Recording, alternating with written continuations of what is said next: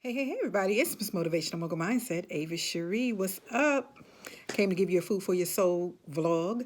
We're going to take it back to that Food for Your Soul quote that everybody was kind of inquiring about and texting me about and leaving me messages about. It must have resonated in your spirit just as much as it did mine. One evening about a week ago, I was away with some celebrating a queen, and we were all sitting at a table dialoguing, busting it up. And we were talking about how much we need and how much more we could do as a community of believers, but not just that, our brothers and sisters keepers. This particular quote right here, my God, that quote right there fed the whole table. And it was just a 30-second thing that came out my mouth.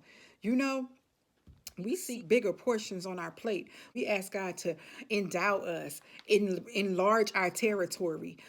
We ask for all these things, and we don't understand that we pass up so many people that's offering you nuggets, so many people that's offering you a seed of encouragement, a seed of wisdom, a seed of knowledge, an educational seed, a resourceful seed. But because it doesn't come the way you think it should, or because you don't think it's going to fill your plate, keep saying you starving. You need to ask yourself, when you hungry and you fasted or you haven't eaten all day, does your stomach stretch or does it shrink up?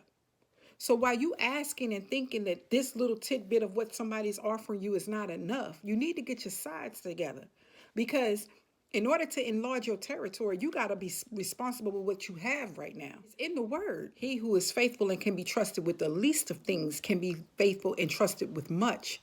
And he who is unjust, like just crooked in their ways, or selfish or have motives, you're like that with the smallest of things. You're going to be like that when you get a lot.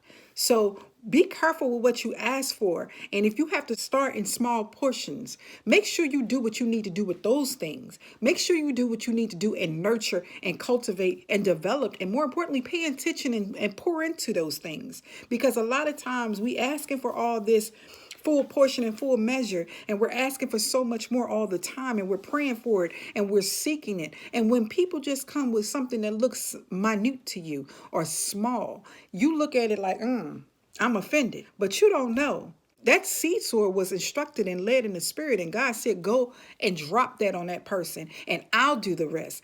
God will do what he needs to do. God will flourish that seed. He will stretch it and make it plentiful. It's where your faith is. It's where your mind is at.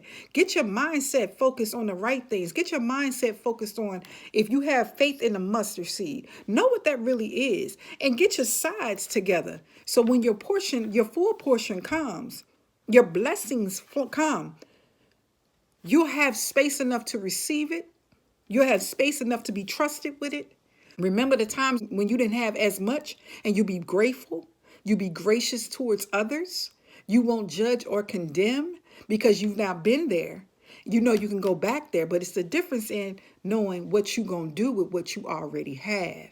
God needs us to rejoice and praise him in the least of things. God needs to trust that we're going to magnify him and glorify him and shout and stomp when we just barely made the deadline for the bills, when we just barely made it over the threshold, when we just got that job and got off in unemployment, when we was near death in that car accident, when our children went to court and came home with a lesser sentence or no sentence at all, when we went to the doctors and thought it was going to be one thing. See, those small things create a bigger manifesto based off how you treasure and how you value what you do have.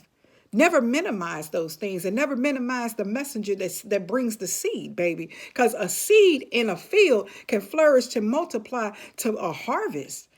I find that some people really be tripping and passing that up. And they be looking like that ain't enough. But you got to stretch your sides first. You have to be trusted with the least of things. You asking for all that food. How many times you ask for a whole bunch of food and you sit at the table and your eyes was bigger than your stomach? And you sit there and waste that whole set of food, and your mama and them told you, your granny done told you, you don't you throw away that food. It's people out here don't have no food. The person that's telling you that is wise. The person knows that they've only may have just had the peanut butter without the jelly, the bread without the butter. They only had size, wasn't no meat. But it's a lot of people out here in the world looking for filet mignon and this, that, and the third. One, they can't cook it. Two, they can't order it. And three, they can't buy it.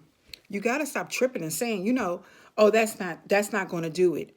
Or being skeptical or being pessimistic. You have to be like, I'm going to take this seed and I'm going to water it and it's going to flourish because I expect.